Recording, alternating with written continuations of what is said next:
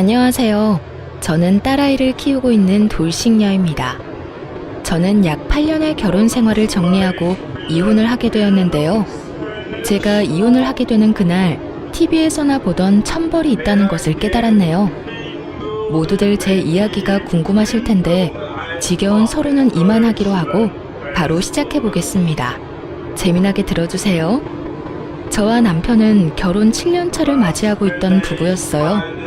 저희에겐 눈에도 넣어도 아프지 않은 5살 된 딸아이가 있었습니다. 이제 5살이니 싫고 좋음을 표현하고 제법 대화가 통하긴 하지만 아이는 아이인지라 육아가 고된 건 어쩔 수 없는 일이었죠. 고된 육아와 사회생활로 지친 남편과 저 사이엔 사랑보단 동료애가 가득했고, 그랬기에 어느 순간부터 사랑한다는 말 대신 힘내자, 수고했다는 말이 오가고 있었어요. 그렇다고 해서 그런 관계에 불만이 있다던가 섭섭함은 없었어요. 죽고 못 살아 결혼까지 했다고 한들 언제까지나 사랑만으로 살 수도 없는 노릇이고, 남편과 제 사이에 사랑이 지고 피어난 동료애는 사랑이 밑바탕 되었기에 가능한 것이라 생각했기 때문이었어요. 이렇듯 남편과 제 사이엔 동료애라도 있었는데 시댁과의 관계에선 미운 정만 남은 상태였어요. 아니, 미운 정도 아닌 그냥 미운 상태였어요. 그 이유는 제가 아들을 못 낳았다는 이유 때문이었는데요. 남편은 누나 3명의 아들 하나를 낳기 위해 갖은 노력을 다해 겨우 낳은 아들이었죠. 그런 아들이 결혼을 해서 딸 하나만 낳고 아들 소식이 없으니 그 원망들이 만만한 저를 향해 쏟아졌어요. 간혹 시누이들이 이런 사실을 알고 제 편을 들어주며 이런 말을 해주곤 했어요. 엄마, 아들 소식 없는 걸 왜 올케한테 뭐라고 그래? 아들 낳고 싶다고 생각만 하면 낳게 되는 것도 아니란 걸 다른 사람도 아닌 엄마가 더 잘 알면서. 그러고 이세 문제는 쟤들이 알아서 할 문제지 엄마가 나서서 이래라 저래라 할 문제가 아니라고. 그러니까 제발 올케 좀 그만 괴롭혀요. 이런 말을 듣고도 시모는 무시하기 일쑤였는데 가끔 입을 연다면 이런 말을 하곤 했습니다. 줄과 외에는 조용히 해. 이건 우리 집안 문제니까 넌 네 시댁일이나 신경 쓰라고. 이렇듯 출가 외인이라 줄을 그어버리는 시모를 보며 시누이들은 혀를 내두르며 한숨을 쉬었고, 저의 편을 더 들어주려고 했지만 시누이들도 시누이 가정이 있으니 단단한 방패막이 되어주기란 힘든 것이 현실이었어요. 시부는 저에게 아들 하나 못 낳은 며느리라고 제 말에는 대답도 하지 않고 무시했고, 시모는 가진 말로 저에게 상처를 주곤 했습니다. 멀리 떨어져 살았던 터라 자주 오갈 수 있는 건 아니었지만 전화로 하는 시집살이 또한 만만치 않았기에 저는 정신적으로 피폐해졌어요. 시모는 적어도 일주일에 한 번은 꼭 전화가 와 저를 닥달하곤 했는데 그때마다 주제는 손자가 주를 이루었죠. 어디니? 바쁘니? 지금 회사라서요. 무슨 일 있으세요? 예, 네가 지금 회사 다닐 때니? 회사 다닐 시간에 병원이나 다녀보란 말이야. 아니면 점집이라도 가보던가. 이대로 우리 집 대 끊어놓을 생각 아니면 뭐라도 노력이라도 좀 해보란 말이다. 어머님, 제가 병원에 가고 싶다고 한들 아무 소용없는 거 아시잖아요. 그이가 하윤이 하나면 만족한다고 하는데 제가 뭘 더 어쩌겠어요. 저 혼자 병원 가서 되는 것도 아니고. 저한테 계속 이러지 말고 하윤이 아빠를 먼저 설득해 보세요. 너도 설득 못하는 걸 내가 어떻게 설득하니? 넌 네 남편 하나 못 구워 삼고 뭐하니? 내가 정말 너만 보면 답답해 죽겠다. 뭐 하나 제대로 하는 게 없어. 어머님도 설득 못한 어머님 아들 저라고 뭐 되겠어요? 어머님 아버님 마음 모르는 건 아닌데 사실 저희는 하윤이 하나로 만족해요. 요즘 같은 세상에 아들 딸이 뭐가 중요하다고 매번 이러세요. 그러지 말고 이제 포기해 주세요. 정 포기가 안 되면 어머님 아들 먼저 설득하시던가요. 이것 봐, 내가 이럴 줄 알았다니까. 네가 딸 하나 낳고 그걸로 만족한다 생각하고 있는데 아들이 생기겠어? 빌고 또 빌어도 가지기 힘든 게 아들이야. 그러니까 그런 생각은 하지도 말고 뭐든 노력해보란 말이야. 너 아들 못 낳으면 다신 이 집에 발걸음도 못하게 할 테니 그런 줄 알아. 오지 말라고 하면 누가 겁이라도 먹는 줄 알았는지 으스대며 말하는 꼴을 보니 참 코웃음이 다 나오더라고요. 그렇게 해주시면 저도 감사하죠. 어머님이 먼저 그렇게 말씀하셨어요. 아들 못 낳으면 시댁에 올 필요도 없다고.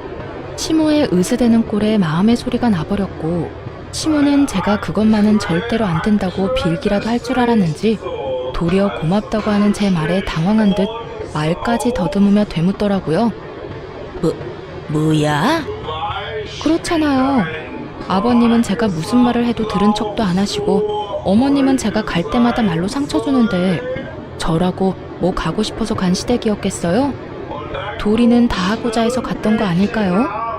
그런데 어머님이 이렇게 친절도 하시게 오지 말라고 하시니 앞으로 아들 낳지 못하면 가지 않도록 하겠습니다. 그러면 들어가세요.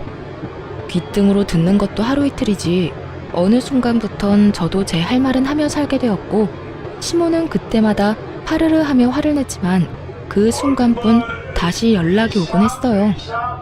하루가 멀다고 어느 날은 임신 종용, 하루는 옆집 개가 출산을 했는데 순혼만 낳았다. 이런 말을 듣고 있노라면 정말 정신병에 걸릴 것만 같더군요. 이런 모든 것들이 너무 힘들어 남편에게 하소연이라도 하고 있으면 언제나 결론은 남편이 시모에게 다시 이야기한다는 말이었어요. 여보, 오늘 또 어머님 전화 오셨어.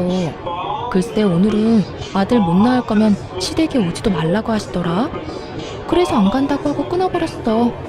끊고 나서도 내가 왜 이런 말을 듣고 있어야 하나 싶더라니까. 한두 번도 아니고 그냥 그러려니 해. 그렇게 매번 스트레스 받아 하면 당신만 힘들어. 정 안 되면 나한테 전화하라고 말하라고 해. 사실대로 말하면 되지. 당신은 둘째 가지려고 하는데 내가 싫어한다고. 내가 그 말을 안 했을까 봐서 다 했어. 그런데도 어머님은 오로지 나만 잡으니까 문제지. 아니 어머님도 아들 못 낳아서 그 시집살이를 당했다면서 어떻게 나한테 그렇게까지 하실 수가 있지? 아마 엄마는 본인 당한 거에 비하면 이건 아무것도 아니라고 생각하고 있을걸? 하여튼 너무 마음에 담아두지 말고 한 귀로 듣고 한 귀로 흘려. 나도 엄마한테 다시 말할 테니까. 그런데 여보, 진짜 우리 둘째 가지는 건 싫은 거야? 둘째도 딸이면 어쩔래? 나는 좋지만 당신은 더 힘들지 않겠어? 그리고 애 하나 키우는데 돈이 얼마나 드는데 쉽게 내릴 결정은 아니지. 아무리 아들 낳으면 아버지가 크게 한몫 주신다고 해도 그건 정말 아들 낳았을 때 일이고, 난 지금 우리 딸만 해도 만족해. 그래, 나도 우리 딸만으로도 충분히 행복한데 워낙 스트레스 받으니까 이야기해봤어. 그래, 나도 엄마한테 다시 이야기할게. 늘 결론은 같았고 남편이 시모에게 다시 말한다고 한들 달라지는 점은 없었어요. 하지만 대화를 나누며 싸우는 것도 아니었고 그런 대화 와중에 감정이 상하는 것도 아니었기에 시댁과의 감정은 좋지 않다고 해도 남편과의 관계는 끈끈하다고 믿어 의심치 않고 있었죠. 이런 남편이 어느 순간부터 점점 변해가고 있다는 생각이 들기 시작하더군요. 당시 딸은 어린이집을 다니고 있었는데 아침엔 출근길에 제가 등원을, 오후엔 남편이 퇴근길에 하원을 해주고 있었어요. 그런데 아이를 데리러 갈 시간이 지났는데 남편이 전화도 받지 않고 오지도 않는다는 연락이 심심치 않게 오더라고요. 여보, 어디야? 아직 회사야? 지금 가고 있어. 지금? 이렇게 늦을 것 같으면 선생님한테 연락을 해줘야지. 정 안 되면 나한테라도 연락했으면 내가 일찍 마치고 갔을 거 아냐. 요즘 따라 왜 이래? 혹시 회사에 일찍 나온다고 말하기 곤란한 상황인 거야? 일 처리하다 보면 이런 일 저런 일 다 생기는 거 당신도 알잖아. 나도 시간 내에 어떻게 해서 끝내보려고 정신없이 일하다가 연락 못한 거라고. 나라고 안 하고 싶어서 안 한 게 아니란 말이야. 하여튼 앞으로는 안 될 것 같으면 미리 연락할 테니까 잔소리 좀 그만해. 잔소리하는 게 아니라 그런 상황이면 내가 하윤이 데리러 가면 되니까 미리 말해달라고 하는 거야. 사람 말을 왜 그런 식으로 예민하게 받아들이는 거야? 그렇지 않아도 정신없는데 당신까지 전화로 이러니까 그렇지. 지금 어린이집 앞이니까 끊어. 집에서 이야기하자고. 날이 선 목소리에 짜증 가득한 말투. 남편이 예민한 상태라고 생각하긴 했지만 바쁜 시즌이기도 했고 아이 때문에 다른 사람보다 일찍 퇴근해야 하니 나름대로 예민해질 수밖에 없는 사정이 있겠거니 했어요. 거기에다 저 역시 회사 일로 정신이 없어 그냥 그러려니 하고 남편의 말을 믿고 넘긴 것이었죠. 그렇게 예민해진 남편의 눈치를 살피던 어느 날이었어요. 시모가 아무런 말도 없이 집으로 찾아왔더라고요. 때마침 주말이었던 터라 집에 있을 거라 확신하고 아침 7시부터 불시에 들이닥친 것이었어요.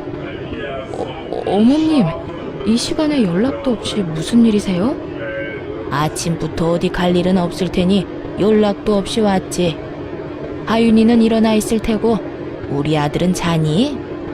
아, 네. 하윤이 아빠는 어제 늦게 들어와서 아직 자고 있고 하윤이는 아까 일어나서 놀고 있어요. 하윤이 아빠 깨울까요? 됐다, 돌아. 피곤한 사람 깨우긴 왜 깨워? 아이고, 일단 이거부터 받아봐라. 무거워서 팔 떨어지겠어. 시모는 끙끙거리며 저에게 박스를 건넸고 받아서 들었더니 한약이더라고요. 어머님, 이게 무슨 약이에요? 무슨 약이긴 네 약이지. 임신 잘 되는 약이야. 용하다는 데서 지어왔는데 그 약 먹고 아들 낳은 사람이 한두 사람이 아니다더라. 이거 먹기만 하면 아들은 무조건 낳는다고 하니 빼놓지 말고 먹기나 해. 내가 큰맘 먹고 큰돈 주고 사온 거니까. 세상에 그런 약이 도대체 어디 있냐고 말하고 싶은 걸 얼마나 참았나 모릅니다. 하고 싶은 말을 곧이곧대로 다 했다간 괜한 말만 길어질 것이 뻔했기에 그냥 참기로 한 것이었죠. 시모는 한약을 제게 건네고 딸이 있는 거실로 가며 아침을 차리라고 했고 전 일단 밥부터 먹이고 보내자 싶었어요. 그렇게 주방에서 상을 차리는데 거실에서 시모의 말소리가 들린다 싶더니 딸의 우는 소리가 들려오더라고요. 네가 그냥 나올 게 아니라 뭐라도 하나 달고 나왔으면 내가 이 고생은 안 해도 될 텐데. 넌 도대체 엄마 뱃속에서 뭐 했니? 남들 다 달고 나오는 거 하나 안 달고 나오고. 어휴, 꼴 보기 싫으니까 방에 가서 놀아. 시모가 딸을 마땅치 않아 한다는 건 익히 알고 있긴 했지만 직접적으로 딸에게 저딴 말이나 한다거나 저런 행동을 한 적이 없었기에 딸만큼 저 역시 놀랐어요. 이럴 줄 알았다면 한 공간에 두 사람을 두는 일도 없었을 텐데 설마 저딴 말을 아이에게 할 거란 생각도 못했던 것이었죠. 시모는 딸에게 삿대질하며 방으로 들어가라고 고함을 지르고 있었고 딸은 시모의 모습에 놀라 울고 있더군요. 그 순간 정말 피가 거꾸로 솟는 느낌이 들어 딸아이를 안방 남편의 품에 안겨주고 거실에 나와 시모에게 소리를 질러버렸어요. 지금 뭐 하는 짓이세요? 왜 애꿎은 하윤이한테 이러세요? 내가 뭘 어떻게 했다고 그러니? 못할 말한 것도 아니고 없는 말한 것도 아닌데. 그런 말은 애한테 할 말도 아닐 뿐더러 그런 행동은 절대로 하면 안 되는 행동인 거 모르세요? 애가 얼마나 놀라고 상처받을지 그런 생각은 전혀 안 하시냐고요. 어머님한테 하윤이는 손주도 아니에요? 어쩌면 손주한테 그런 식으로 행동할 수 있냐고요. 내 아들 딸이니 손주가 맞긴 하다만 달가운 손주가 아니란 건 너도 잘 알지 않니? 내 입장에서 머리라도 한 대 콱 쥐어받고 싶은 걸 그냥 눈앞에서 사라지라고 해준 거다.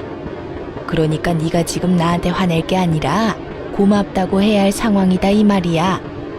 그런 말이나 하실 거면 그냥 돌아가 주세요. 뭐야? 그런 말 같지도 않은 말씀 하실 거면 그냥 돌아가시라고요. 여긴 엄연히 저희 집이고 저희 딸 공간이에요. 저희 공간에서 그런 말 하는 거 저 굉장히 불쾌하고 싫습니다. 그러니 돌아가 주세요. 이미 전 시모와 마주하기도 싫은 상태였고 그랬기에 당장 나가라는 제 말은 꽤 단호했어요. 시모도 그걸 느낀 것인지 하나마나한 아들집 유세를 펼치며 저의 길을 누르려고 애쓰더군요. 이게 어디 시어미한테 가라 마라 명령질이야? 너희 공간? 웃기고 있네. 여긴 엄연히 내 아들 집, 내 아들이 사는 공간인데 왜 내가 나가야 해? 난 못 나간다. 절대 못 나가. 시모는 어깃장을 놓으며 고함을 지르고 있었고 그런 시모의 고함에 남편이 방에서 나오더라고요.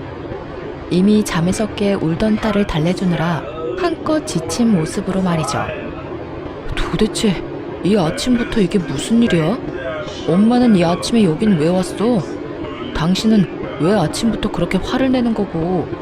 당신 엄마가 우리 딸한테 뱃속에서 남들 다 달고 나오는 거 하나 못 달고 나왔다고 구박하는 것도 모자라 애한테 꼴 보기 싫다고 방에 들어가라고 화까지 내셨어.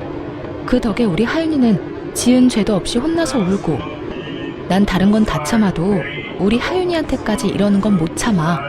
그러니까 당신이 지금 빨리 어머님 모시고 나가. 당장. 너 지금 이 시어미를 내쫓기라도 하겠다는 게야? 네, 저는 제 자식한테 함부로 대하는 사람을 저희 집에 두고 볼 수만은 없네요. 그게 어머님이라 할지라도 말이에요. 저의 흥부는 결혼 생활 이래 최고조에 달해 있었고 남편은 그런 제 모습에 한숨을 내쉬더니 노발대발 중인 시모를 잡아 끌고 집을 나가버리더라고요. 남편이 시모를 데리고 나가버린 후 아무래도 남편이 돌아오면 말싸움을 할 것만 같았어요. 그렇지 않아도 많이 놀랐을 딸아이에게 그런 모습까지 보여주고 싶지 않았어요. 그래서 딸아이를 친정에 맡기고 돌아와 남편을 기다렸어요. 이참에 확실하게 마무리 지어야 한다는 생각이 강하게 들더군요. 그렇게 제가 마음을 다잡는 사이 남편이 집으로 돌아왔고 대화를 시작했어요. 여보, 앞으로 한동안 당신 집이랑 멀리하고 지내고 싶어. 다신 이런 상황 우리 딸이 겪게 하고 싶지 않아. 오늘 일은 엄마가 심했단 거 나도 인정해. 그런데 아무리 그렇다고 해도 그건 아니지. 당신이 우리 집 하나뿐인 며느리인데 말이 좋아야 한동안이지. 그 말은 그냥 연을 끊겠다는 말하고 같은 말이잖아. 그건 앞으로 어머님 아버님 행동에 따라 달라지겠지. 지금처럼 계속 나랑 내 딸 무시하고 구박하면 연이 끊길 테고 그렇지 않고 있는 그대로의 우리를 받아들여 준다면 다시 왕래하고 지내지 않겠어? 나도 무조건 연을 끊겠다는 말이 아니야. 단지 이런 식은 아니라는 거야. 어린애가 뭘 안다고 애한테 그런 말을 하냐 이거야. 심지어 어머님은 그런 행동을 해놓고도 본인이 잘못했다는 인지조차 없으셔. 그런 사람을 내 딸 곁에 계속 방치하겠다고? 난 절대 싫어. 방치하겠단 말이 아니잖아. 피할 게 아니라 부딪히면서 설득하자는 말이야. 이런 일 있었다고 연을 딱 끊어버리면 부모님이 우릴 뭐라고 생각하겠어? 미워하기만 하다가 결국 그렇지 않아도 미워하는 우리 딸을 더 미워하시겠지. 당신은 그런 걸 바라는 거야? 애초에 그게 잘못된 거야. 어떻게 본인들 손주를 그렇게 미워할 수가 있는 거냐고. 아들이 아니라 딸이라서? 그런 이유로 미워하는 티를 애한테 팍팍 내는데 그런 게 잘못됐다는 거 당신은 정말 몰라서 그래? 우리가 부모니까 우리가 딸을 보호해야 하는 게 맞는 거 아니야? 하여튼 나하고 하윤이는 한동안 시댁엔 안 갈 거니까 그런 줄 알고 어머님께도 우리 집에 오지 말라고 해줘. 당신이 전하지 않으면 내가 직접 말할 테니까 그런 줄 알고. 전 이때도 그렇고 지금도 그렇고 제가 틀린 말 했다고 생각하지 않습니다. 시모의 행동은 선을 넘었고 상식을 벗어난 수준이었어요. 시부모님 입장에서 손이 귀한 집에 손주 한번 안아보지 못해 섭섭하고 안달이 난 마음을 이해하지 못하는 것은 아니었어요. 하지만 본인 아들이 그렇게 둘째는 싫다고 하는 가운데 그 비난의 화살을 저와 제 딸에게 쏘아버리는 건 저로서는 절대 용납할 수도 용납해서도 안 되는 일이라 생각했습니다. 그래서 전 남편에게 제 뜻을 굽히지 않고 말하게 되었고 남편은 그저 시댁의 입장에서만 생각한다 싶더니 결국 저의 성격을 트집잡아 화를 내기 시작하더라고요. 당신 진짜 이런 사람이었어? 무슨 여자 성격이 이렇게 대쪽 같아? 좀 아닌 것 같아도 상황에 따라서 좀 굽힐 줄도 알아야지. 하나부터 열까지 무조건 당신 말대로 당신 뜻대로 다 해야 그 직성이 풀리는 거야? 이런 상황이니까 굽히지 않는 거야. 내가 지난 결혼 생활 동안 이렇게까지 싫다고 한 적이 있었어? 누구보다 잘 아는 사람이 왜 그런 식으로 말해? 아, 됐어. 당신한테 진짜 실망이 크다. 난 당신이 이런 여자인 줄 꿈에도 몰랐다. 당신이 뭐라고 하든 난 우리 집에 갈 거니까 당신은 당신이 하고 싶은 대로 해. 더는 이 이야기 하지도 말자. 진짜 질리니까. 치열한 말다툼 끝에 남편은 마음대로 하라고 아주 큰 소리를 지르며 방으로 들어가 버렸고, 그렇게 저희의 각방살이가 시작되었어요. 다음날 딸을 데리러 친정에 갔더니 엄마가 굳은 표정으로 절 조용히 부르더라고요. 딸, 너 이것 좀 봐라. 굳은 표정으로 엄마가 저에게 건네준 것은 다름 아닌 딸이 그린 그림이었어요. 딸, 남편, 저로 추정되는 사람이 나란히 서 있는 그림이었는데, 도무지 이상한 점이 없는 그림을 건네주는데 엄마의 표정이 너무나도 굳어있어 의아했죠. 이게 왜? 무슨 문제 있어? 나도 아무 문제가 없는 줄 알았는데 하윤이가 이 그림을 그렸길래 내가 누구냐고 물어봤는데 글쎄 이 여자가 네가 아니라 언니라고 하더라. 내가 몇 번이나 물었는데 계속 언니라고 그랬어. 아빠 친구 언니라고. 이게 무슨 일이니? 뭐? 확실해? 엄마가 아니라 언니래? 그래. 몇 번이나 물어서 애가 짜증을 다 내더라니까. 너 정서방이랑 무슨 일 있니? 이거 엄마가 보기엔 보통 일 아닌 것 같아. 엄마의 말대로 보통 일은 아닌 것 같았어요. 물론 아이의 말을 100% 신뢰할 수 있는 건 아니었지만 같은 말을 반복해서 한다는 건 그만한 이유가 있기 때문이었죠. 결국 전 남편을 믿기 위해 남편에게 사람을 붙이게 되었습니다. 이렇게 오해만 쌓여나가다간 우리 부부 사이에 모르긴 몰라도 큰일이 벌어질 것이 뻔했기 때문이었죠. 흥신소의 연락을 기다리면서도 얼마나 바라고 또 바랐는지 모릅니다.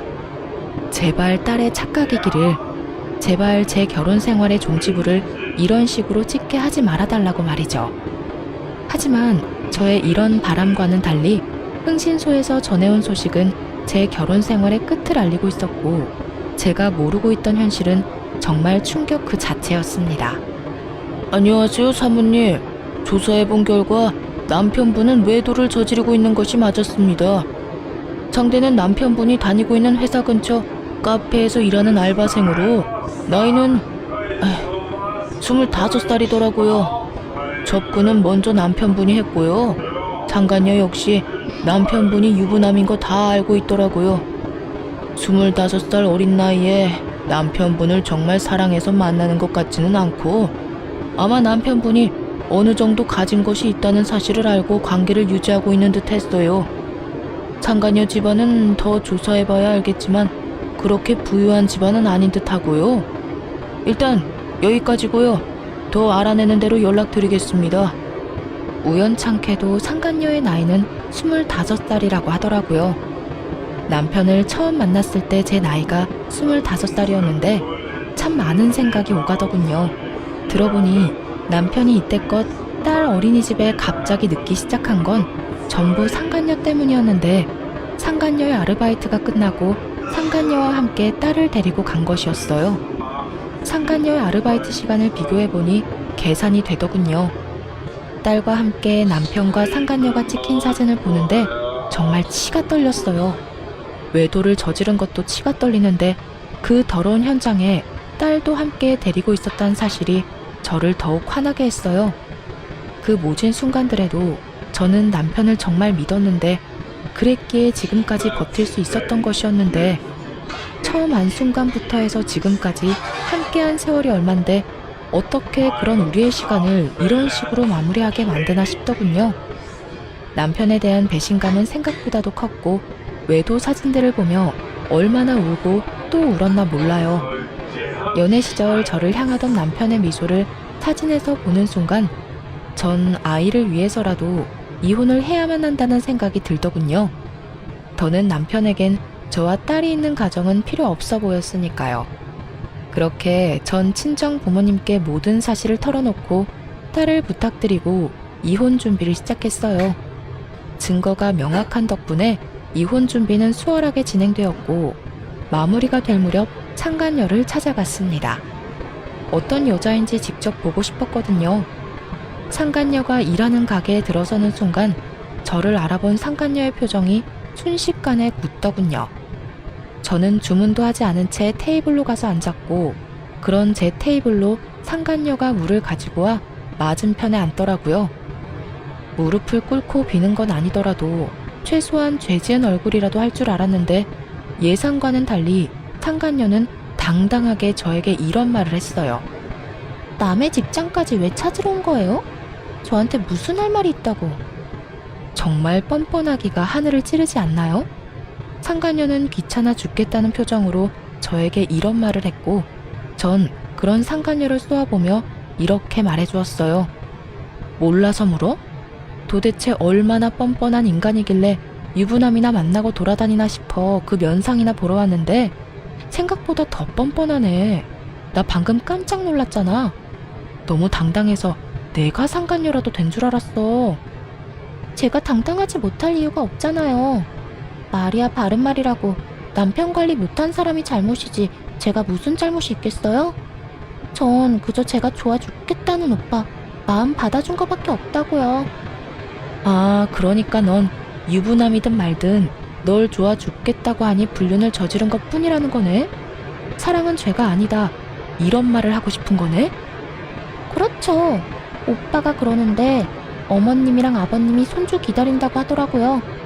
만약 제가 아들 하나 낳아주기만 하면 그쪽 같은 여자랑은 당장 이혼한다고 하기도 했고요.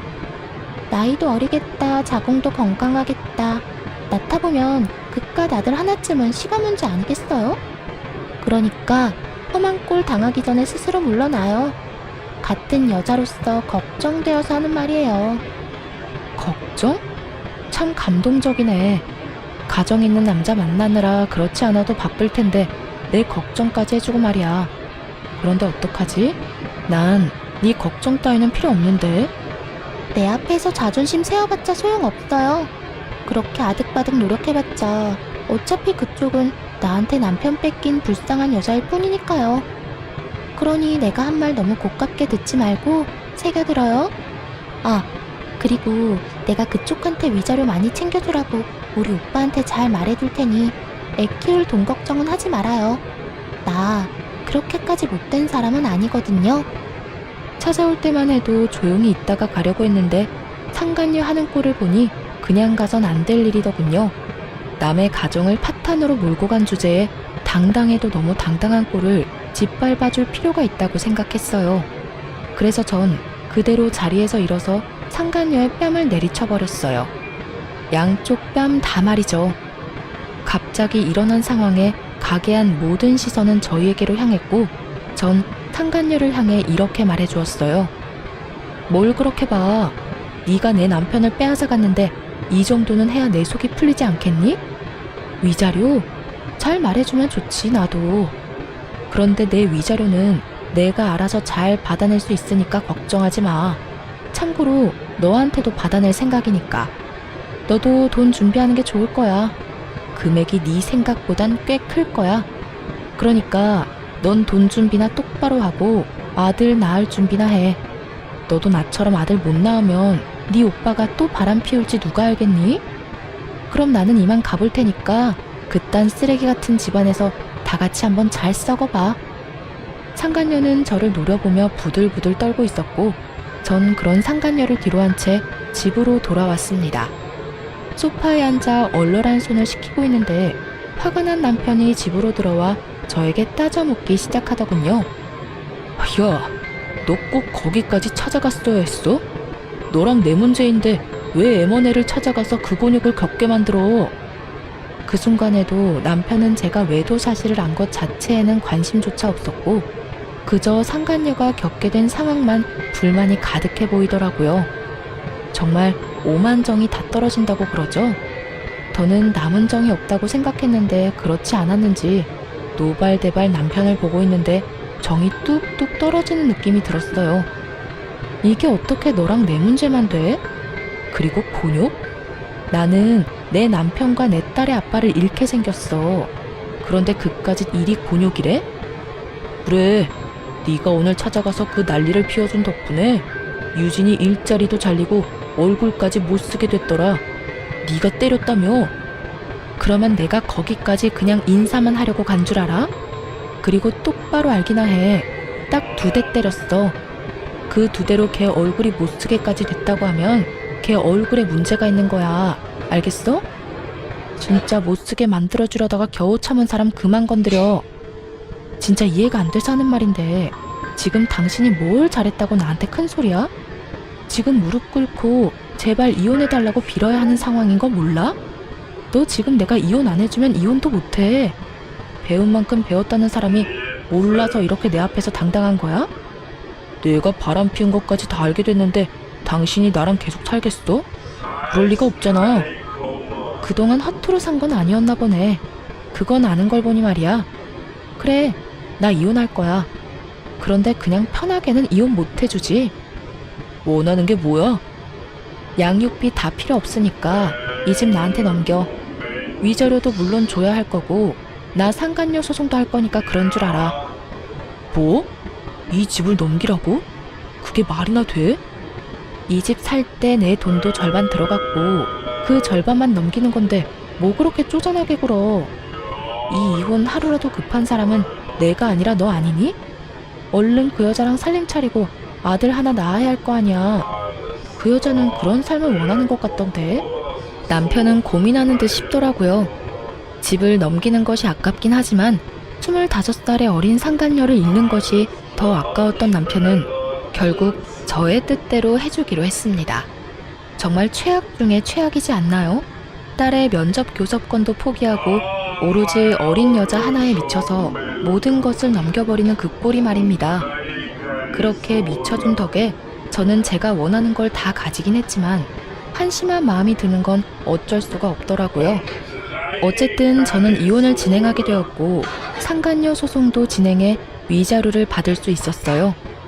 여러 가지 소송이 진행되며 상간녀와 전 남편이 조금씩 다투는 모습을 보기도 했지만 그깟 일로 헤어질 거란 기대는 하지 않았어요. 그저 저는 돈과 집을 얻었고 무엇보다 제 딸을 지켰으니 다 되었다 싶었어요. 그렇게 이혼을 하게 되었고 이혼 의사 확인서를 제출하고 비로소 완전한 돌싱이 된 날이었어요. 그간 연락 한 통 없던 전 시모에게서 전화가 오더라고요. 이혼 소식을 들었나 싶기도 했고 도대체 무슨 말을 할까 싶어 전화를 받았어요. 심한 말을 한다면 그동안 참았던 말들을 좀 해주고 싶기도 했으니까요. 그런 생각을 하며 받은 전화인데 시모는 전혀 예상치 못한 말을 하더라고요. 너 지금 어디니? 왜 병원엔 코빼기도 보이지 않는 거야? 병원이요? 무슨 병원이요? 너 어디 아프니? 왜 아무것도 모른다는 듯이 말해? 네 남편 지금 오늘 내일 하는 거 모르니? 네? 그게 무슨 말이세요? 제 남편이 왜 오늘 내일 해요? 병원에 있다뇨. 너 정말 몰랐니? 연락 못 받았어? 어쩐지 네가 왜 안 오나 했다. 네 남편 그저께 화물차랑 교통사고 나서 지금 병원이다. 사고가 크게 나서 수술을 했는데도 하반신 마비는 피해갈 수 없다고 하더라. 수술 끝내고 나온 지가 언젠데 아직까지 의식도 없다고. 도대체 그 시간에 왜 고속도로 근처에 있었는지 모르겠어. 전 남편의 전화는 차단을 해버렸고 나머지 이런저런 연락을 받고 싶지 않아 전화를 꺼둔 사이에 이런 일이 일어났다니. 도대체 어떻게 된 일인가 싶었어요. 들어보니 고속도로를 올리기 직전에 사고가 난 것 같은데 그 시간에 왜 거기 있었는지 이해가 되지도 않았고요. 하지만 그런 제 궁금증은 금방 풀리게 되었어요. 어린 여자애도 같이 있었다고 하는데 아니 그 어린 여자가 왜 우리 아들 차에 같이 타고 있었는지 이해가 안 된다니까. 넌 뭐 아는 거 있니? 우리 아들 출장이라도 가던 길이었어? 어떻게 된 사고인지 우리 아들만 저 모양 저 꼴이고 그 여자애는 아주 멀쩡하다니까.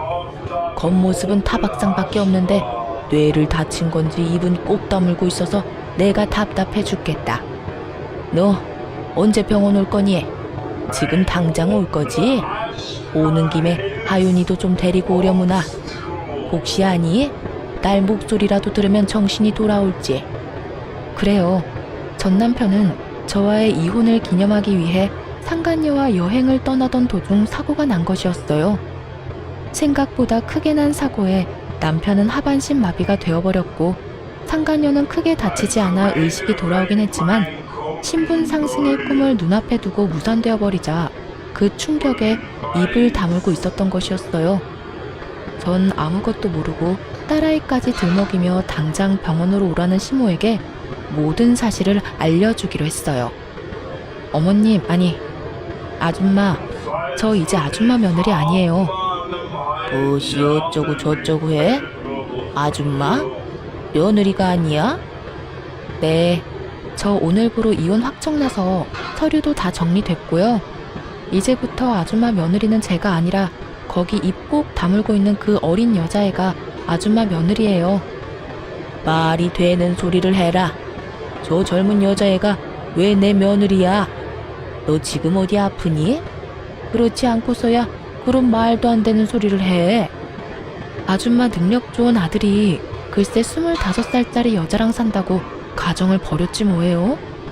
그러니 제가 아니라 그 망연자실에서 아무 말도 안 하고 있는 그 여자애가 아줌마 며느리 아니겠어요? 이제 전 엄연한 남이니까 남한테 전화해서 엄한 소리 하지 말고 예비 며느리한테나 가보세요. 저는 전화를 끊어버렸고 바로 전화기를 다시 꺼버렸어요. 이렇게 좋은 날 더는 방해받고 싶지 않았으니까요. 그렇게 집으로 돌아와 생각을 정리하는데 아무리 생각해도 하늘이 저를 대신해 전 남편에게 복수를 해줬다는 생각이 들더라고요. 그렇지 않고서야 하필 이런 타이밍에 이런 소식을 들을 순 없었을 테니까요. 이런저런 생각으로 만감이 교차하던 그때 전 시모가 득달같이 집으로 찾아왔더라고요. 잔뜩 화가 난 채로 저를 남편 버린 여자로 몰아세우기 시작하는데 막장 드라마 작가가 따로 없더군요. 너, 네 남편 불구됐다고 이렇게 버리는 거 아니다. 너 그런 식으로 살면 하늘에서 가만둘지 아니? 모르긴 몰라도 너도 살아가는 내내 순탄하지 않을 게야. 이 나쁜 것. 어떻게 그런 말도 안 되는 거짓말을 하는 것도 모자라 남편은 다 죽어가는데 자기 혼자 이러고 쉬고 있어? 아줌마, 이거 잘 보세요. 내 말이 거짓말인가 아닌가. 두 눈으로 똑똑히 보고 그딴 말도 안 되는 말 계속 하라고요. 저는 혼자 소설을 써대고 있는 전 시모에게 외도 증거들을 보여주었습니다. 한참을 놀란 눈을 하고 증거들을 보던 전 시모는 전 남편이 딸까지 데리고 상간녀를 만난 모습에 많이 놀란 듯 억소리까지 내더군요. 그랬겠죠. 전 남편이 딸이라면 죽고 못 사는 모습이 기억날 텐데 지금 본인의 손에 들린 사진은 다른 진실을 말해주고 있었으니까요. 이제 알겠죠? 제가 먼저 배신한 게 아니에요. 아줌마 아들이 먼저 외도를 저질렀고 그것도 모자라 그 여자 때문에 가정까지 버렸다고요. 그렇게 예뻐하던 딸 양육권까지 포기하고 가버린 건 다름 아닌 아줌마 아들이라고요. 아무리 그래도 너희가 함께한 세월이 얼만데 병원 정도는 가줄 수 있지 않니? 내가 이 나이에 그 뒷바라지를 어떻게 한단 말이니? 그러지 말고 한동안 병원 좀 가서 네가 우리 아들 병시중 좀 들어다오. 사람을 구하긴 했어도 믿을 수가 없어. 그러니까 네가 좀 가서 도우라니 말이야. 아줌마 아들이 누굴 닮아서 그렇게 뻔뻔하나 싶었더니 다 아줌마 닮아서 그리 뻔뻔했나 봐요. 뭐야? 아니 사람이 뻔뻔해도 정도가 있지. 어떻게 다른 이유도 아니고 남편이 바람 피워서 헤어졌는데 그런 전 남편 병시중을 들라고 할 수가 있어요? 진짜 궁금해서 묻는 말인데 아줌마 얼굴은 철판이라도 까셨어요? 그렇지 않고서야 이렇게까지 뻔뻔할 수는 없을 것 같아서요. 저는 제가 느끼는 감정과 더불어 머릿속에 있는 말들을 그대로 전 시모에게 전해주었고 그런 제 말에 화가 머리끝까지 난 전 시모는 제 머리채라도 잡을 요량으로 저에게 달려들더군요. 전 그대로 전 시모의 손과 몸을 제압해버렸고 그대로 문 밖으로 던져버렸어요. 그리곤 예전 전 시모가 사주었던 한약을 바닥에 고꾸라진 전 시모에게 다 던져버리곤 이렇게 말했습니다. 워낙 귀한 거라고 하니 한 척도 안 먹었어요. 이 귀한 거 버리기엔 아깝고 저는 이제 필요도 없으니 젊은 예비 며느리 가져다 주세요. 평생의 소원이었던 손자는 품에 안아봐야 하지 않겠어요? 아들 몸이 그 모양 그 꼴이라 가능할지는 몰라도 그 여자가 아들 하나는 무조건 낳아준다고 했으니 얼른 가서 잘 구슬려 보세요. 네가 감히 나를 이딴 식으로 대해? 이딴 식으로 대해준 것만 해도 고맙다고 생각하세요. 생각 같아선 없던 죄도 만들어서 경찰에 신고하고 싶은 심정이니까. 감히 여기가 어디라고 찾아와서 이 난리예요? 여기가 어디긴? 여기 내 아들 집이지. 그래, 여기 내 아들 집인 거 잊었니? 너희가 아무리 반반 결혼했더라도 여긴 내 아들 명의로 된 내 아들 집이야. 아참, 그 말 한다는 걸 깜빡했네요. 이 집 애초에 아줌마 아들 명의였던 적 없어요. 아줌마가 하도 우겨대니까 그냥 아줌마 아들 명의로 한다고 하고 공동 명의로 해놨었어요. 그리고 이혼할 때 제 명의로 다 옮겨왔고요. 그러니까 이게 무슨 말이냐면 이 집은 아줌마 아들과는 아무 상관도 없는 제 명의, 제 집이란 뜻이에요. 그러니까 이상한 소리 하지 말고 저희 집 복도에서도 사라져 주세요.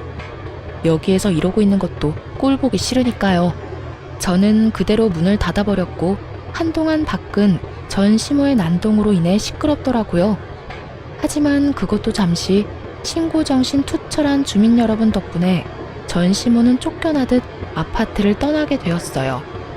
그 후 들려오는 소식엔 저에게 위자료를 주느라 빚을 낸 상간녀는 하는 수 없이 하반신 불구가 된 전 남편과 함께 전 시댁으로 들어갔다고 하더군요.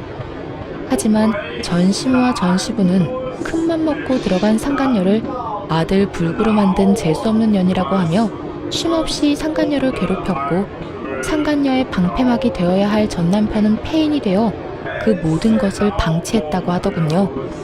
결국 견딜 수 없었던 상간녀는 야반 도주를 해버렸는지 그들의 부모는 완전 폐인이 되어버린 아들을 안고 오늘 내일 하며 살고 있다는 이야기를 들을 수 있었습니다.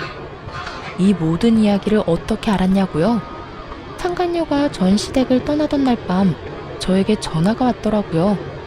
전 남편의 휴대전화에서 제 번호를 찾았다면서요. 번호를 알면 전화해도 되는 사이라고 생각했니? 어떻게 넌 끝까지 이렇게 뻔뻔하니? 내가 오죽했으면 이렇게 전화까지 했겠어요. 아줌마는 나한테 다 이야기해줄 수 있었잖아요. 오빠 식구들이 저런 인간 같지도 않은 인간이라는 거 말해줄 수도 있었잖아요. 그때 그 한마디만 해줬더라도 내 꼴이 이렇게까지 우스워지진 않았을 거라고요. 내가 뭘 잘못했다고 사람을 쥐잡듯이 잡아요? 내가 뭘 잘못했다고 아들 잡은 년 취급을 하냐고요. 내가 그런 말을 왜 해줘? 네 말대로 남편 관수도 못해서 딴 년한테 남편 뺏긴 여자가 너한테 그런 충고할 자격이나 있었겠어?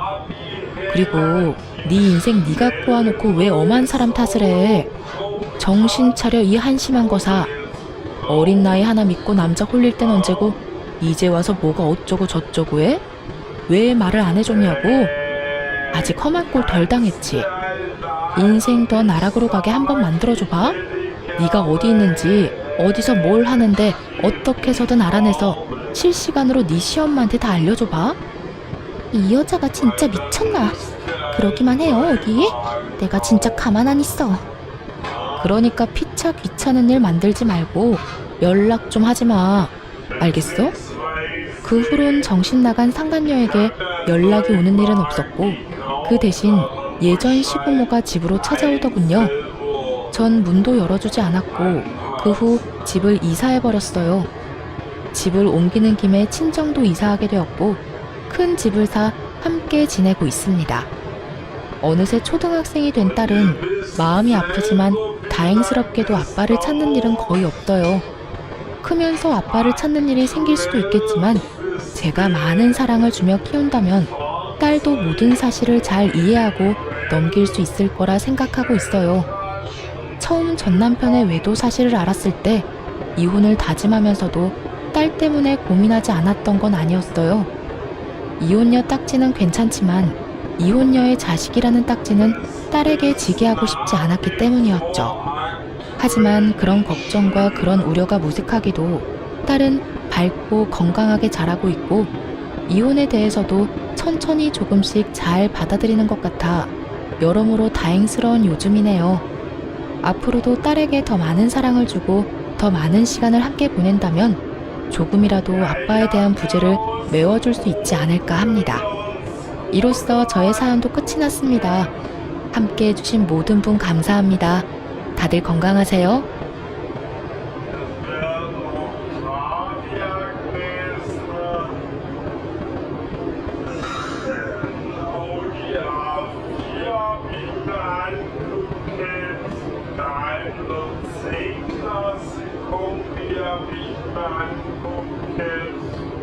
안녕하세요. 저는 얼마 전에 아들과 신도시로 이사와서 새로운 삶을 시작한 40대 초반 돌싱녀랍니다. 저는 지금 생각하면 왜 그랬나 싶을 정도로 모범생 같은 인생을 살아왔네요. 젊을 때 모험도 해보고 하고 싶은 것도 다 해보고 살았어야 되는데 말이죠. 부모님 말씀 잘 들어야 되는 착한 딸이어서 죽어라 공부해서 웬만한 대학 들어갔고 그 다음엔 지금 다니는 공기업에 취직할 수 있었죠. 무난하게 다니다가 소개팅으로 남편을 만났고요.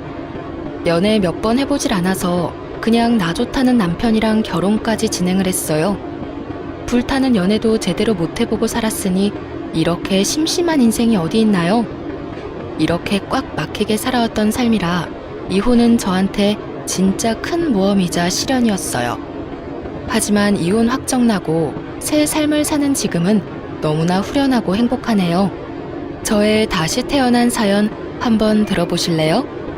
제가 이혼을 결심했던 때는 결혼 13년 차였고 하나뿐인 아들은 10살이었을 때였죠. 진짜 지금도 저도 한창 바쁠 때였어요. 아이가 초등학교 들어가면서 새 아파트를 분양받아서 대출금 갚느라 허리가 휘었고요. 아이 때문에 울고불고 하는 날이 많아서 그냥 관둘까 고민도 참 많이 했어요. 당신 그냥 회사 관두고 애나 봐. 6시까지 학원 뺑뺑이 돌리는 거 불쌍하지도 않아? 내가 거길 얼마나 힘들게 들어갔는지 당신도 알면서 관두라고? 요즘 애들 다 그렇게 학원 다녀. 지금 잠깐 고생할 순 있지만 그렇다고 어떻게 회사를 관둬? 생활비는 어떡할 건데? 아끼고 아끼면 내 월급으로 대출 갚고 생활비도 충분히 갚을 수 있어. 당신이 낭비를 좀 줄이라고. 참나, 누가 들으면 내가 엄청 사재 끼는 줄 알겠네. 돈 아끼느라 화장품도 못 사고 있는데. 남편은 틈만 나면 저한테 관두고 살림이나 하라고 했죠. 자기도 좀 집에 들어오면 마누라가 된장찌개 끓여놓고 기다리고 있으면 좋겠다나요? 그딴 이기적인 말할 때 초장에 잘라버렸어야 하는데 말이죠. 지금 생각해보면 회사 관두지 않은 게 신의 한 수였네요. 일 관뒀으면 저는 이혼은 생각도 못했을 거예요. 시모랑도 신혼 때부터 잘 안 맞아서 트러블도 있었죠. 하지만 다른 집도 다 그렇다고 위로하면서 저 혼자 삭히는 때가 많았답니다. 친구들과 만나서 한바탕 풀고 시짜 인간들 욕도 하면서 그렇게 풀면서 사는 게 인생이라고 생각했어요. 다 누구나 그렇게 힘들게 사는 거라고 자조하면서 말이죠. 근데 그거 아세요? 내가 마음먹은 대로 내 인생을 이끌어갈 수가 있더라고요. 그냥 넋놓고 있으면 시간 가는 대로 그냥 끌려가는 거예요.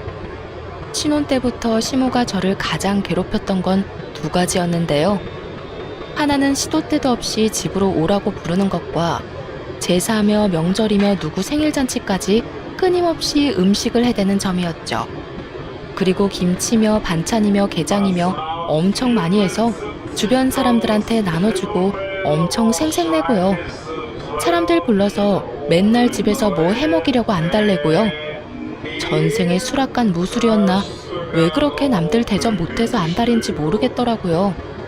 혼자 하면 당연히 제가 불만이 없겠죠. 그 무술이 놀이에 저를 계속 불러내니까 제가 미치는 거예요. 신혼 때 저를 불러서 이딴 말을 하며 운을 띄우더라고요. 내가 아들 하나라서 그동안 얼마나 딸이 갖고 싶었는지 모른다. 이제야 이렇게 고운 딸이 집에 들어왔네. 내가 남자들 사이에서 얼마나 외로웠는지 몰라. 앞으로 집에 자주 오너라. 같이 맛있는 것 좀 많이 해먹고 하자. 신혼 때야 시모가 부르면 달려가기 바빴죠. 명절 음식이야 며느리니까 해야 된다고 생각해서 같이 했죠. 근데 먹는 거에 목숨까지 건 사람 마냥 재료 하나도 아주 깐깐하게 골라야 된다면서 전국에서 공수를 해서 먹어요. 뭐 아는 사람이 그렇게 많은지 레파토리가 항상 그거죠. 이건 나 아는 언니 친구가 직접 키운 육종 마늘이란다. 이거는 서산 사는 친구가 직접 사다 준 새우젓이야. 사람은 이렇게 산지 직송으로 받은 신선한 재료만 먹어야 돼. 이런 거는 요즘 아는 사람 없으면 구하지도 못한다. 나 덕분에 이런 귀한 재료 접하는 걸 복 받은 줄 알아야 돼. 알겠니? 맨날 뭐 먹을 때마다 이건 어디서 났고 어디서 샀고 진짜 10년 넘게 밥 먹을 때마다 이 소리 들어보세요. 문제는 전국 사내진미 사대느라 식비가 엄청 든다는 거죠. 결국 그거 메꾸는 건 다 제 돈이었어요. 그러니 제가 진짜 환장하는 거죠. 신혼 때는 주말마다 불러서 집에서 밥 해 먹었고요. 자기 음식에 또 자부심이 있어서 외식도 잘 안 해요. 시부, 남편, 심지어 시모 동생 생일까지 집에서 직접 음식해서 잔치를 열어요. 어떻게 보면 세상에 그런 정성이 없어요. 가족을 얼마나 사랑하면 그렇게까지 하나 싶죠?